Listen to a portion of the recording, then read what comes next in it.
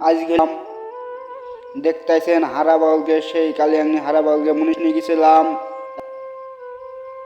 এক বস্তা ঝাল তুলতে গিয়েছিলাম। দেখতেছেন ঝাল তুলতে, আমিও ঝাল তুলতাম, ভিডিও বানাইতে শুরু করতেছেন। ঝাল তুলা ভিডিওটা লাইক করবেন, শেয়ার করবেন, কমেন্ট করে মতামত জানাই পর্যন্ত ভিডিও থাকলো।